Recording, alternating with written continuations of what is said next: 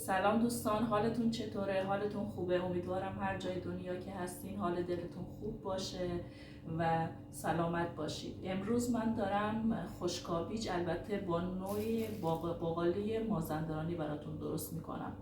من قبلا تو ویدیوی قبل که انجام دادم براتون از باقالی چشم بلبلی استفاده کردم، از لوبیا چشم بلبلی استفاده کردم و با اونم خشکابیج درست کردم. ما تو گیلان دو نوع خشکابیج داریم، یه نوع با باقالی مازندرانی درست میکنیم و یه نوع هم با لوبیا چشم بلبلی، که اینم بگم که مزه هاشون کاملا متفاوته. این که فکر کنین هر دوتا مثل همن، نه، مزه هاشون کاملا متفاوته.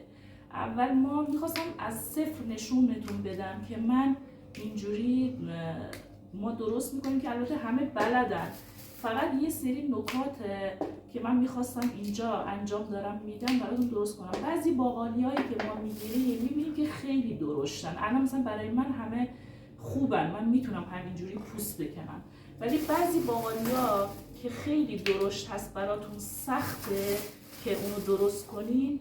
من بهتون نشون بدم. ما از وسط دو نیم میکنیم، اینجوری همه رو دو نیم میکنیم، نصف میکنیم همه رو. وقتی کاملا باقالیامون رو همه رو درست کردیم، همه رو دو نیم میکنیم. وقتی این کار رو انجام دادیم، بعد اینجوری قشنگ همش راحت میاد بیرون. یه فشار کوچیک میدیم و همه راحت میاد بیرون و اصلا دیگه مشکل، نه دست ناخون دستتون درد میگیره، نه اذیت میشین، نه وقتتون رو میگیره. راحت میتونین اینجوری همه رو دونه دونه درست کنین. البته من گفتم برای من همه کوچولوی من راحت میتونم اینجوری پوست بگیرم. فقط خواستم اینو بگم که عزیزانی که کلا زیاد اینجور چیزا رو درست نمیکنن یا مثلا مشکل دارن در چیزشون، پوست کندنشون، خیلی راحت میتونن تو خونه با این چیزی که من گفتم راحت درست کنن و هیچ مشکلی هم براشون پیش نمیاد. ولی اگه بخواد درشت باشه و سفت، یه مقدار خشکم باشه، اگه شما بخواید کاملا اینجوری پوست بگیرید، یه مقدار که جلو رفتین ناخون دستتون به شدت درد میگیره و خیلی دردناکه. ولی اینجوری نه، هیچ مشکلی براتون پیش نمیاد. خب دوستان، من باقالی منو پوست کندم. تو این مایتابه‌های سفالی، مایتاب گیلانی دارم درستش میکنم. مواد لازم برای خشکابیجمون به اندازه کافی باقالی به تعداد، حالا هر چقدر که خودتون دوست داشتین. من یه مقدار از سیر حریره سیر دارم که از حریره سیر استفاده میکنم. شما اگه نداشتین با همین سیرم میتونین، بستگی به ذائقه‌تون، هر چقدر که دوست داشتین، حالا 2 حبه 3 حبه یا بیشتر یا کمتر استفاده کنید. ببخشید من اصلا سرما خوردم، حالی بر من نیست اصلا دیگه. شوید خشک میخوایم که متاسفانه شوید من تموم شده، ندارم. شما کمی باید از شوید خشکم استفاده کنین، که البته اینم بگم بعضیا اصلا شوید خشکم اصلا نمیریزن، ولی خب باشه خوشمزه تر میشه. و آب جوشیده ولرم یا سرد که به اندازه 2 لیوان باشه یا 1.5 لیوان برای این حد. اگه شما باقالیتون بیشتره که خب باید بیشتر باشین، ولی باید توجه داشته باشین که به اندازه بریزین که باقالیتون بعد خشک بشه، یه حالت خشکی به خودش بگیره، آبدار نباشه، چون اسمش روشه دیگه، خشکابیج. و نمک و فلفل و زردچوبم ادویجاتش هستن. برای واویشکامون من 2 عدد پیاز خلال کردم. شما میتونین نگینی هم خورد کنین. گوجه دارم، من از رب استفاده نمی کنم چون واقعا رب مزهش رو خراب میکنه. من از گوجه دارم استفاده میکنم. گوجه منم 2 عدد هستش و اینجا 200 گرم گوشت تیکه شده که من تیکه های اینقدی در آوردم. شما میتونید باز ریزتر یا درشتر به ذائقه خودتون درست کنید. و بازم کمی از حریره سیر استفاده میکنم از پولیبر استفاده میکنم. نمک و فلفل و زردچوبم به مقدار لازم استفاده میکنم. الان شروع میکنیم که هر دو تا خورشتمون رو همزمان میذاریم.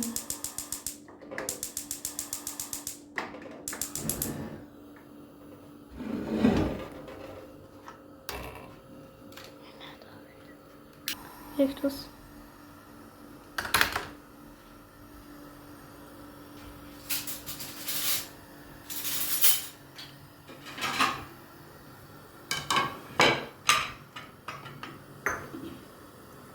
اینجا من کمی زردچوبه به باقلیمون میزنم و به پیازمون کمی فلفل سیاه،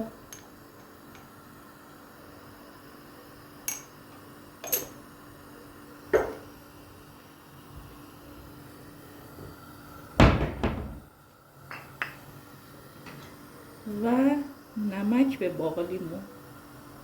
فعلا به پیازمون نمک اضافه نمی کنم، فلفلم اضافه نمی کنم. به باقلیمون حریره سیر میریزم. میگم شما باید شیویدم اگه بریزیم خوشمزه تر میشه، ولی من فعلا متاسفانه شیویدمو تمام کردم.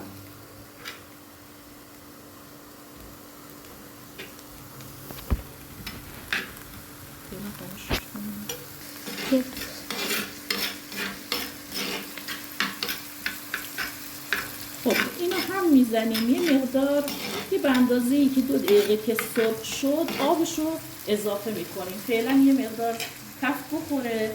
پیازمون هم روغن بهش اضافه کردیم که برای بابیشکا هستش.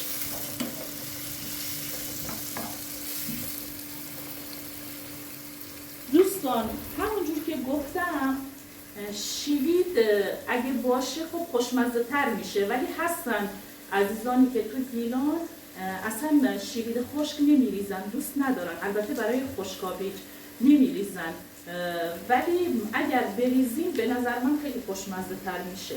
حالا من که امروز اصلا یادم اومد یهو ندارم، تموم شده، ولی خب هم اینجوری خوشمزه هست هم شیوید. خب شیوید بریزی خوشمزگیش 2 برابر میشه. باقالی من محلی هستش. من البته اینجا تو شهر ما باقالی هنوز در نیومده، باقالی محلی. البته من این باقالی محلی رو از بازار لنگرود گرفتم که اونجا سمت لنگرود روستاهایی هستن که خیلی زود کاشت باقالیشون انجام میدن و زود میرسه باقالیاشون. و خیلی هم باقالی خوبی هستش، زود میپزه و آماده میشه، خوردنش هم خوشمزه است.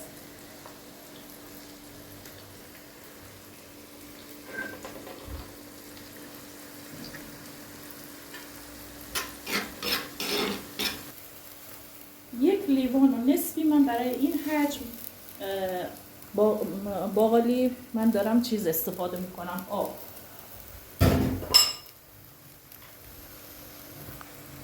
و اجازه میدیم که به جوش بیاد. شعله‌ش هم یه مقدار کم میکنیم، درش هم میذاریم. اینجا پیازمون رو هم میزنیم. پیاز باید یه مقدار دیگه سرخ بشه و ما گوشت مرغ رو بهش اضافه کنیم. دوستان شما میتونین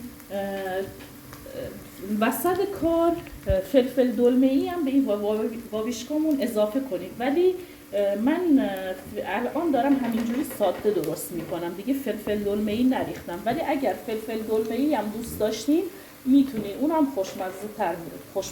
خوشمزه میشه. حالا البته بعضیا دوست دارن میریزن، بعضیا دوست دارن نمیریزن.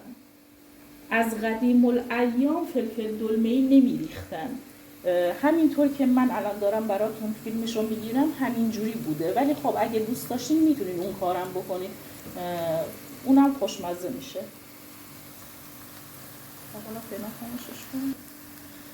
دوستان میبینید که خشکاویج ما در حال جوشیدنه و این باید اینقدر جوش بخوره که هم باقالیش بپزه هم آبش تبخیر بشه. من شعله‌اش رو کم کردم این که خودش قشنگ آروم آروم بپزه. اینجا پیازمون داره طلایی میشه. به این حد که رسید من گوشت مرغ رو بهش اضافه میکنم.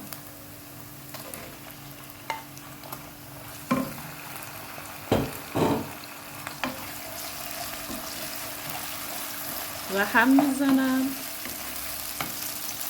و اینجا گوجم بهش اضافه میکنم.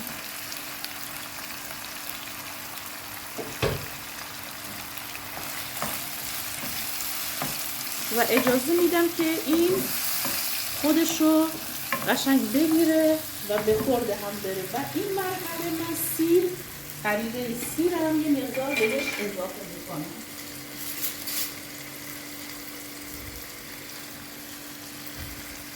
برای این حجم من اینقدر سیر.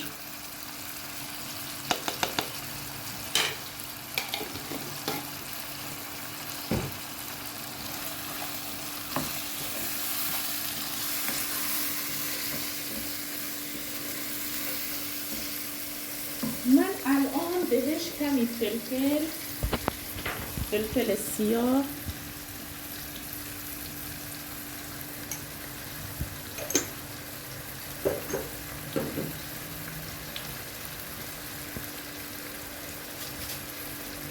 به مقدار لازم نمک،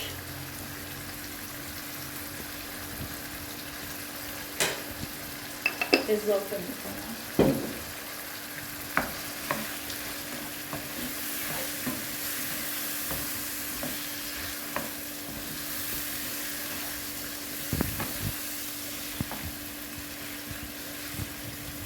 یه کوچولو که خودش رو گرفت و رنگ مرغ تغییر پیدا کرد، یه مقدار آب جوش روش میریزم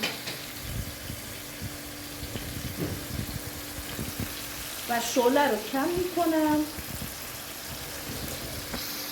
که کاملا گوشت مرغ بپزه.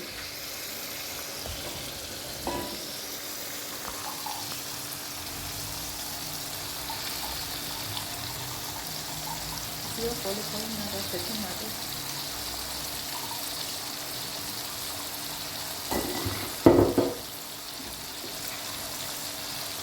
آب سماور من داره تموم میشه.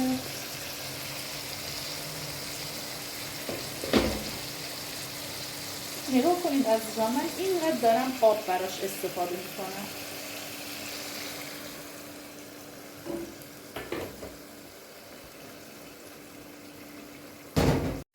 خب دوستان، خشکاویجمون به این حد که رسید ما تخم مرغ رو بهش اضافه میکنیم. البته من یه دونه تخم مرغ زدم چون ما زیاد تخم مرغ دوست نداریم. شما اگه دوست داشتین میتونین بیشترم بزنید. واویشکای ما به این مرحله رسید. ما پودر گوله‌بی براش استفاده میکنیم.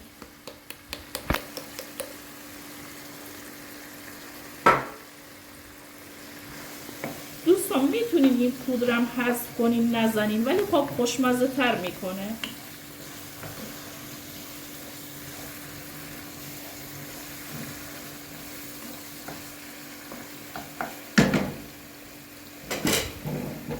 شعله‌اش رو کم میکنم، یه کوچولو دیگه بمونه این واویشکای ما آماده میشه.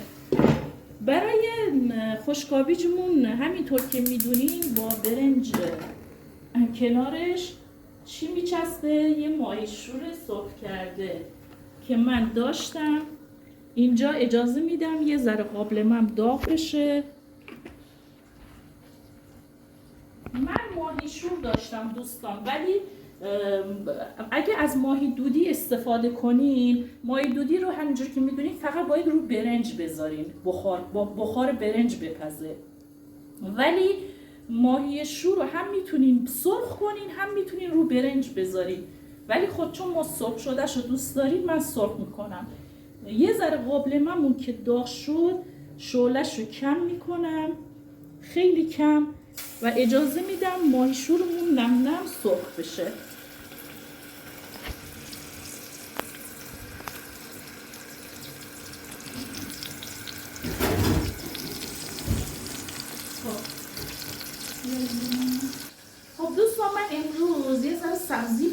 کردم. قبلا بهتون گفته بودم شما مثلا هر سبزی که دوست داشتین، به خصوص کاکوتی و نعنا یا سبزی‌های دیگر رو میتونید تو آب ریشه دار کنید و بعد تو باغچه یا تو گلدون بکارید. امروز من دیدم تو سبزی خوردنمون هم کاکوتی هست. من این باید چون دهنش کوچیک باشه، من تو خونه فقط همینو پیدا کردم. اینو براتون نگاه کنین، برداشتم دیگه دور نریختم، دارم میذارم تو آب که ریشه دار بشه. انشاءالله تا چند وقت دیگه این ریشش که در اومد من خدمت شما عزیزان نشون میدم و تو گلدون میخوام بکارم اینو و بهتون نشون میدم که چجوری شما میتونید با ساقه نعناتون، پونه، نمیدونم یا چیزای دیگه تو خونه ریشه دار کنید و بعد تو باغچه بکارید یا تو گلدون بکارید، فرق نمیکنه. یعنی اگه بالکن هم داشتید راحت میتونید تو بالکن شما اینو چیز کنید. این باید یه چند روزی بمونه تا ریشه دار بشه.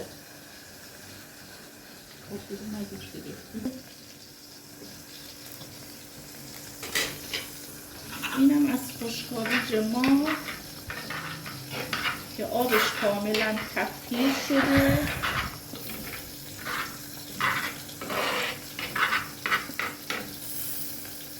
من دیگه الان زیرش رو خاموش میکنم، این دیگه آماده است و کشیدنش هم بهتون نشون میدم عزیزان.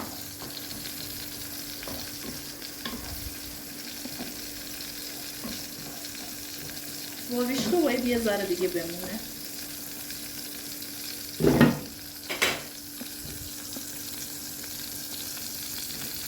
من برنجم هم شستم و گذاشتم که کته بپزه. خب دوستان، غذای ما آماده شد و من تقدیم میکنم به نگاه قشنگتون. امیدوارم این غذا رو درست کنید و با خانواده عزیزتون میل کنید. فوق العاده یه غذای خوشمزه هست، هم خشکاویج هم واویشکا و اصولا تو خونه همه مواد لازمش هم پیدا میشه. و واویشکا رو یه بار دیگه میگم، هم میتونین با برنج سرو کنین هم با نون، ولی خشکاویج حتما باید با برنج باشه. کنار خشکاویج شما از ماهی دودی یا ماهی شور میتونین استفاده کنین و سیر یا سبزی خوردن یا هر چیزی که خودتون دوست داشتین. برنجم من کته پختم، از لاشه برنج استفاده کردم چون تو گیلان مرسوم هست با غذاهای محلی بیشتر از لاشه برنج استفاده میکنن به خاطر مزه شیرین و خوشمزه‌ای که داره. اینم از واویشکامون که خیلی خوش آب و رنگ شده، خیلی طعم خوبی گرفته. اینم از خشکاویجمون و من کنارش سبزی خوردن و اینم از ماهی شورمون که من برشته کردم. انشالله که عزیزان یه روزی بشه که تشریف بیارین و من از نزدیک خدمت کنم براتون، با هم دیگه غذاهای خوشمزه رو براتون درست کنم و نوش جان کنیم. دوستان به خاطر صدامم که تو فیلم گرفته بود خیلی عذرخواهی میکنم، به خاطر سرماخوردگی و اینا. خواهش میکنم اگر این ویدیو رو دوست داشتین لایک کنین، سابسکرایب کنین، با دوستانتون شیر کنین و ما رو از حمایتتون محروم نکنین. تا ویدیویی بعد، خدا نگهدار.